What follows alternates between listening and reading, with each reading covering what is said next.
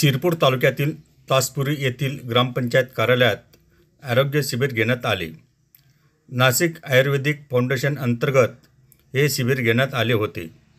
यावेळी नाशिक येथील डॉक्टर सुवर्णा अहिरे यांनी तासपुरी गावातील उपस्थित महिलांच्या आरोग्याविषयी समस्या प्रथम समजून घेतल्या। नंतर आयुर्वेदिक पद्धतीने या आजाराचे कसे निराकरण करता येईल हे सर्व उपस्थित महिलांना समजून सांगितले।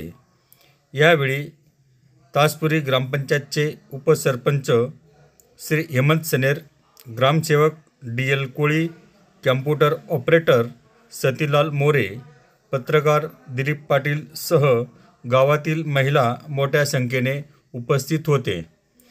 डॉक्टर सुवर्णा अहिरे यांनी उपस्थित महिलांशी संवाद साधून त्यांना आयुर्वेदिक पद्धतीने कसा उपचार केला जाईल याबद्दल काय माहिती दिली ते आपण जाणून घेऊया। माझ्याकडे रोहिणी मॅडम, आम्ही जे आहे ठाणे मुंबई या ठिकाणी आमची UTR नावाची अंडर गव्हर्नमेंट चालणारी सरकारमान्य फाउंडेशन आणि या फाउंडेशनचं एक हॉस्पिटल आमचं नाशिक या ठिकाणी आहे। या फाउंडेशन मार्फत आम्ही 12 दिवसाचा आरोग्य कॅम्प पूर्ण शिरपूर सिटीमध्ये प्रत्येक गव्हर्नमेंट सेक्टरला आणि अंगणवाड्यांमध्ये खास करून महिलांसाठी आयोजित केला।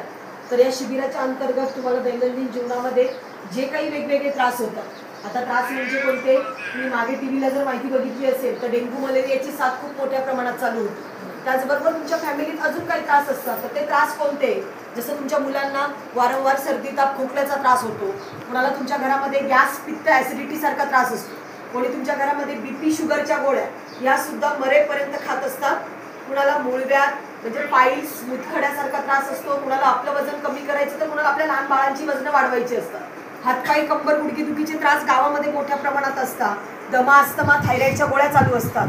पण हे जे शिबिर आम्ही आयोजित केलं याचं एकमेव कारण म्हणजे आम्ही जो आता 6 महिन्यापूर्वी नाशिकमध्ये पूर्ण गव्हर्नमेंट सेक्टरला जो सर्वे केला तर त्याच्यामध्ये आम्हाला असं आढळून आलं सर की ग्रामीण भागामध्ये खूप कमी वयात महिलांचं आणि मुलींचं जे गर्भपिशवी काढायचं प्रमाण ते मोठ्या प्रमाणात वाढतं। कारण का की महिलांच्या आणि मुलींच्या मासिक पिरियडच्या समस्या, तर या सर्व त्रासांवर मी तुम्हाला एक 10 ते 15 मिनिटं गायडन्स करणार आहे। पण आम्ही जी माहिती तुम्हाला सांगणार आहे याच्यामध्ये तुम्हाला कुठल्याही केमिकलयुक्त गोळ्या ह्या आयुष्यभरासाठी न खाता किंवा कुठलेही मोठे ऑपरेशन न करता तुम्ही तुमच्या आणि तुमच्या घरच्यांची किती जरी मोठे आजार असतील ते कायमस्वरूपी नॅचरोपॅथी पद्धतीने स्वतः घरी कसे बरे करू शकता याविषयी मी माहिती सांगणार आहे। आजार आणि उपचार भरपूर आहे पण तुमच्या महिला खूप कमी आल्या। काल आम्ही आसरी गावामध्ये शिबिर घेतलं, 250 महिला होत्या।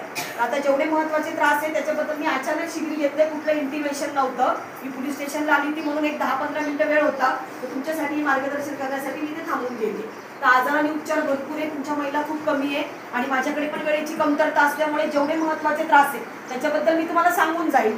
पण मी जी माहिती तुम्हाला सांगणार आहे याच्यावर प्रत्येक आजारावर उपचार हे तुम्हाला स्वतः करायचे, ते तुमच्या कायमस्वरूपी लक्षात असले पाहिजे। त्याच्यासाठी काय करा, ज्याला शक्य होईल त्यांनी मोबाईलमध्ये व्हॉइस रेकॉर्ड करून घ्या, बाकीच्यांनी व्यवस्थित लक्ष द्या कारण आता महिला कमी असल्यामुळे यायला वगैरे वेळ नाही आहे। ठीक आहे, जेवढे महत्त्वाचे त्रास आहे त्याच्याबद्दल मी सांगून जाते, पण मी जी माहिती तुम्हाला सांगणार ही तुम्ही तुमच्या गावात सगळ्या महिलांपर्यंत पोहोचवायची। ठीक आहे, तर आता मी सांगायला सुरुवात करते।